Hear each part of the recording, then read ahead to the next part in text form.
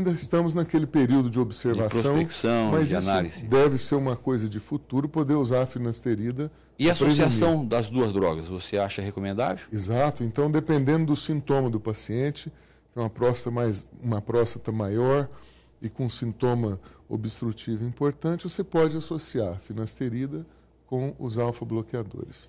Isso dá um tempo para o paciente. A gente sabe, o seu urologista, nós já operamos muita próstata, a gente sabe que às vezes o paciente tem sintoma, mas ele não está convicto ainda que está na hora dele operar.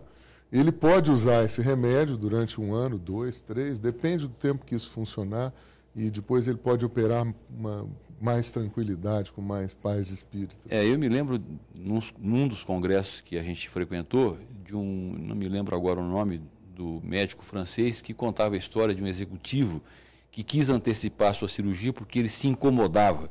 E ele disse ao final, né, da sua exposição, disse, olha, agora ele não reclama mais porque ele morreu na cirurgia. Porque também a cirurgia tem risco, então ela não pode ser indicada de maneira abusiva. Você disse, Emílio, que a prostatite, ela muda também o PSA, que é o marcador prostático.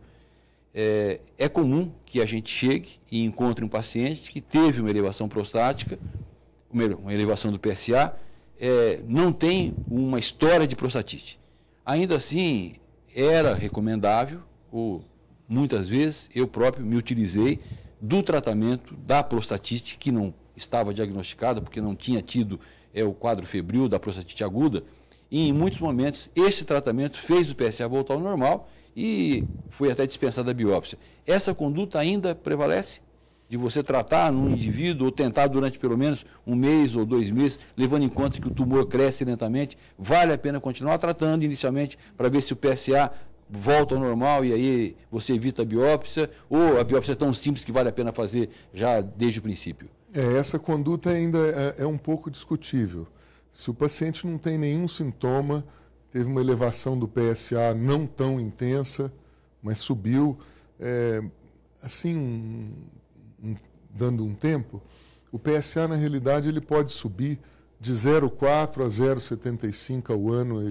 A tendência do PSA é sempre subindo com o passar do tempo e com a idade. Em função do crescimento em função do crescimento do tecido glandular. Se o PSA passa desse valor, mas não passa muito, antes a gente de fato tratava, usava algumas medicações antibióticas e algumas vezes abaixava, outras não abaixava. Enfim, eu acho que isso tem que ser considerado individualmente. Tem que considerar a história do paciente, o toque, que nós já falamos aí, e o próprio valor do PSA. Se for uma prostatite aguda, não há dúvida nenhuma que a gente tem que tratar, mesmo pela condição clínica do paciente. Mas se não tiver nenhum quadro, é questão de conversar com o paciente. Eu converso com o paciente porque tomar 1 mês de antibiótico não vai mudar absolutamente nada a vida desse paciente e nem o tumor, não vai piorar o prognóstico nem nada. E a biópsia é um procedimento tranquilo, mas é um procedimento invasivo, tem que introduzir uma agulha na próstata. E às vezes complica, dá prostatite, pode dar prostatite aguda, algum tipo de infecção, então tem que ser feita com muito critério. Emílio, há um grande preconceito ainda, muito menor do que no passado. Dá para abdicar do toque retal? Ainda não dá. Não dá. Não dá. Claro que estão vindo aí marcadores mais seletivos, talvez até mais precisos que o PSA, mas ainda não há no mercado isso. E o que a gente observa hoje é que de 10% a 20% dos pacientes, você só diagnostica o câncer de próstata pelo toque. Com o PSA normal? Com o PSA absolutamente normal. E a gente sabe também que o tumor de próstata diagnosticado pelo toque, ele já é um tumor um pouquinho mais avançado, ele já não é tão pequeno quanto aquele tumor que você diagnostica só com o PSA. Então, se o paciente tem um PSA normal, eu acho que esse é mais importante ainda, o toque retal.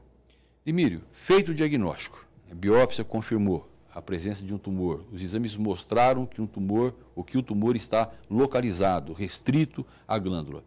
Qual a conduta? Braquioterapia, radioterapia ou cirurgia radical?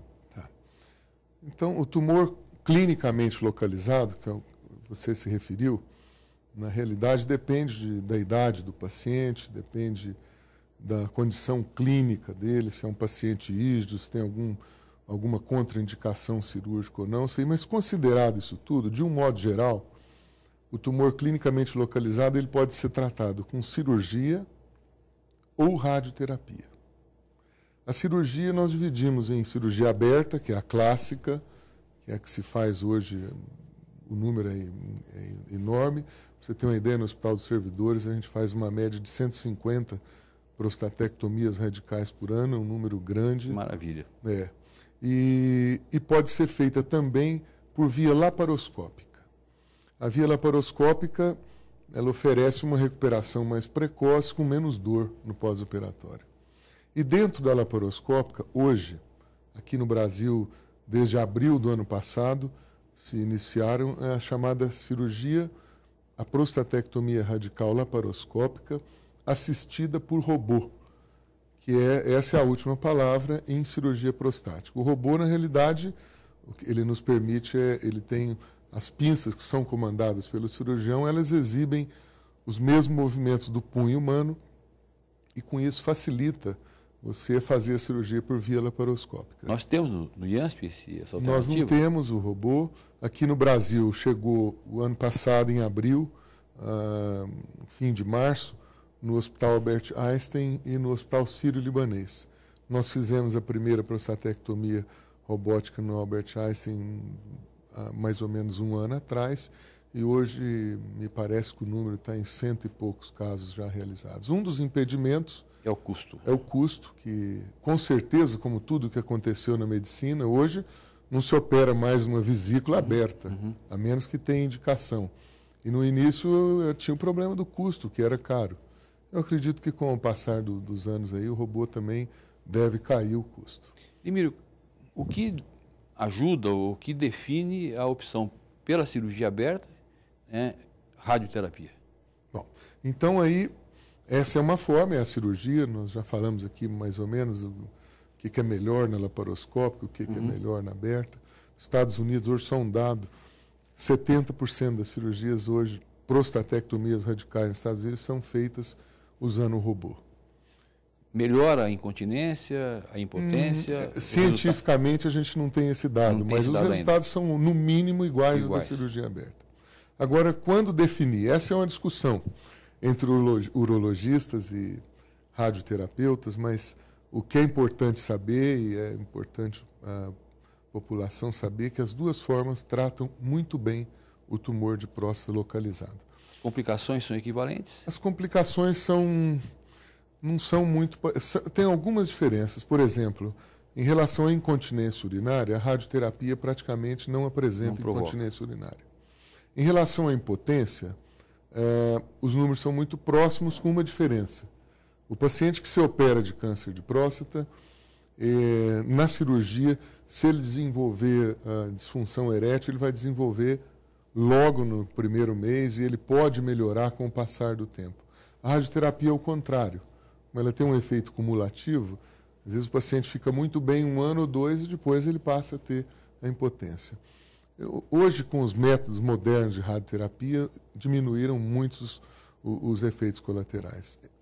Nós, particularmente, no Hospital do Servidor, a gente indica a radioterapia no paciente um paciente um pouco mais velho, um paciente com uma expectativa de vida menor que 15 anos, ou um paciente com complicações clínicas que poderia ter problema numa cirurgia. Sem complicações clínicas, qual seria a idade limite? Não tem uma idade, mas por volta de 70 anos. Acima de 70 anos é melhor. Eu acho também, eu particularmente, tenho uma experiência grande no dia a dia com o paciente, eu acho que esse é um fator que tem que ser discutido com o paciente, porque tem paciente que não quer operar, ele tem medo,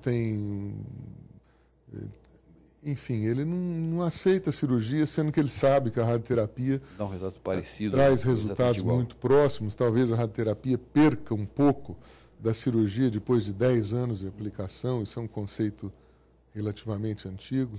E a braquiterapia, que é a implantação daquelas sementinhas Então, a braquiterapia seria uma modalidade de radioterapia em que se aplica a semente radioativa com um controle ultrassonográfico diretamente na próstata. Tem alguma vantagem? A grande vantagem da braquiterapia conformada? A grande vantagem seria uma aplicação única. Única. Quer dizer, essa seria. Mas é muito mais caro também, né? Ela é mais cara.